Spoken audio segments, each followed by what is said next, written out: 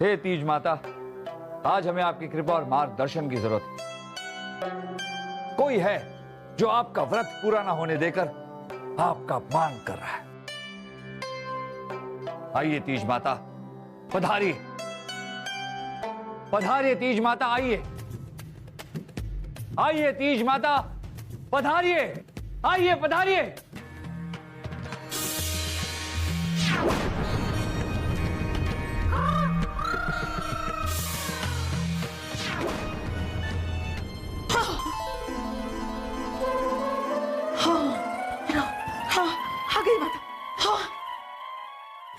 किसने बुलाया मुझे?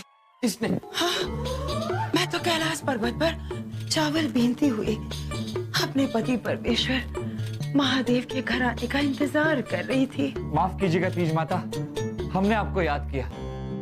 तीज माता, रानी साहबा ने तो आपका व्रत रखा है, पर कोई तो है जो इस व्रत में विघ्न डाल रहा है। बताइए तीज माता, बताइए कि कौन है वो?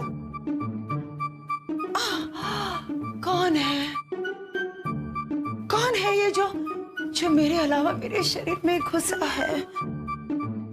हम हैं गौरी, हम हैं तुम्हारे पति हर हर महादेव। शिव जी प्रकट हुए। जाम बना, हमारा जीवन तो धन्य हो गया। जाम बना, शिव जी और गौरी, गौरी और शिव जी। अरे छोड़िए, शिव पार्वती दोनों आ गए। अगर गणेश जी भी साथ में आ जाते तो पूरे परिवार के दर्शन हो जाते हैं ना। गौरी, तीज के महीने में तुम बहुत ज्यादा व्यस्त रहती हो। हमारे साथ वक्त बिताने का तुम्हारे पास समय ही नहीं होता। आज भी हमने तुम्हें घर में नहीं पाया। स्वामी जी, महाशिवरात्रि के दिन आप ही तो अपने भक्तों में बड़े व्यस्त रहते हो। अपने भक्तों की वजह से आज हमें आना पड़ा।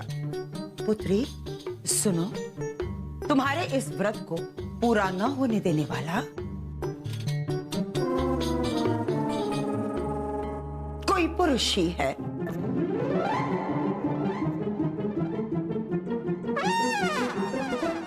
पुरुष की वजह से ही इस सृष्टि पर स्त्री अपना कोई भी काम समय पर नहीं कर पाती। गौरी, रामायण महाभारत जितने भी महायुद्ध हुए हैं वो सब एक औरत की वजह से हुए हैं और आज भी होते आ रहे हैं। आज तुम्हारी वजह से हमारी ये जिंदगी युद्ध का मैदान बन चुका है। स्वामी जी, अगर हमारी वजह से आपका ये जीवन युद्ध का मैदान बन गया है तो ठीक है, तो हम जा रहे हैं अपने मायके। बीरबल, बीरबल, ये तो रानी साहिबा की तरह मैके जाने की धमकी दे रही हैं। अच्छा है, आप जाइए जाइए जाइए। नहीं गौरी, नहीं, मायके जाने की क्या जरूरत है? अरे क्रोधित क्यों हो रही हो? अरे कैलाश पर्वत में एक नया झरना निकला है, चलो हम आपको वो दिखाते हैं, चलो। अरे बीरबल, ये महादेव ने तो पूरी कहानी पलट दी। अगर भगवान खुद अपनी बीवी के मैके जाने से इतना डर जाते हैं तो हमारी क्या बिसात।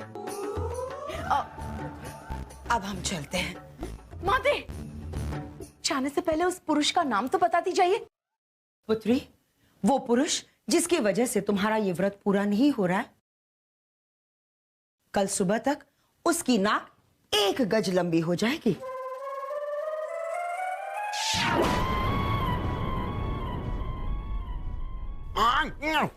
टक रही हैं आप।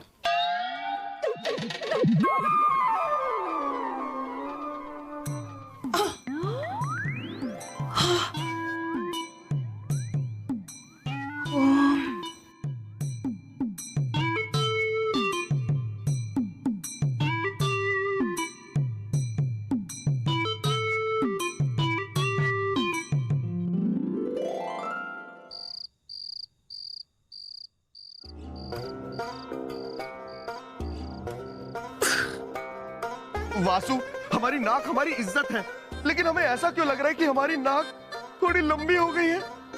हाँ, मुझे पता है, मेरी नाक भी लंबी हो गई है। पहले हवा मेरी नाक को छूती थी, अब मेरी नाक हवा को छूती है। एक बात बता, अगर तेरी नाक 1 गज लंबी हो गई तो तू क्या करेगा? मुझे पता है, मैं तो अपनी नाक पर अपनी पगड़ी टांगूंगा। दिमाग हाँ? ओए, आप क्या करोगे? शाही खून है हम युद्ध में अपनी 1 गज लंबी नाक को लेके दुश्मनों के पेट में गुदगुदी करेंगे और उन्हें युद्ध में हरा देंगे। वाह वाह। 1 गज लंबी नाक ने तो नहीं, लेकिन 1 गज लंबी जुबान ने आप दोनों का भांडा फोड़ दिया। हमने आपकी सारी बातें सुन ली। आप दोनों भाग नहीं सकते। आप दोनों को रंगे हाथों पकड़ने के लिए ही हमने ये नाटक किया था। नाटक? हाँ छोरो, नाटक। जब बिरबू ने मारे को बताया तब तुम दोनों को पकड़ने के लिए हमने हमारे अंदर तीज माता और महादेव जी के आने का नाटक किया और यो झूठ भी बोल दिया कि नाक 1 गज लंबी हो जाएगी। शक तो हमें आप दोनों पर तभी हो गया था जब राजा दरबार ने यह बताया कि जहां पन्ना ने उसे अपना नाम बताया और शाही रुमाल दिखाया। अब शाही रुमाल तो केवल शाही परिवार के पास ही हो सकता है। बादशाह अकबर तो खुद ऐसा करेंगे नहीं। रानी साहिबा का तो खुद का व्रत टूट रहा था। बलदेव जी को इससे कोई फायदा नहीं, तो शाही परिवार में बचा कौन? कौन? कौन? हम दोनों। पर बिरबू, हमारे को बात समझ में नहीं आ रही है कि इन दोनों ने ऐसा किया क्यों? भवानी भाई साहब, इस बात का जवाब तो ये दोनों ही दे सकते हैं। बताइए। वो इसलिए क्योंकि व्रत की पाबंदी की वजह से अब्बा हुजूर हमारी शैतानी और शरारतों पे नहीं डांट सकते थे। हाँ, और उसी का फायदा उठाने के लिए हमने फूफी का व्रत तोड़वाने की बार बार कोशिश की। अरे शर्म आ जानी चाहिए। अपनी घटिया स्वार्थ के लिए तुम दोनों ने ना ही केवल अपने माँ बाप का दिल दुखाया, पर तीज व्रत की महिमा और गरिमा का गंदा मजाक बना दिया। तीज का त्योहार लाखों करोड़ों हिंदुस्तानियों के लिए श्रद्धा, भक्ति और विश्वास का त्योहार। ये पति पत्नी का टूट बंधन को और मजबूत बनाता है और आप दोनों ने अपने एक बचकाने मकसद के लिए इतने पवित्र त्योहार को खेल बना दिया। क्या? हमें माफ कर दीजिए बीरबल जी और मासी जी, हम आइंदा ऐसा कभी नहीं करेंगे। हाँ, मुझे पता है, मैं भी कभी ऐसी भूल नहीं करूंगा। लेकिन आप दोनों अब्बा हुजूर से ये सब बातें मत बोलिएगा, वरना वो हम दोनों को फांसी पे लटका देंगे। ठीक है, हम नहीं बताएंगे, लेकिन एक शर्त, तुम दोनों 10 बार कान पकड़कर उठ बैठक करनी पड़ेगी। कान पकड़कर नहीं, 1 गज लंबी नाक पकड़कर।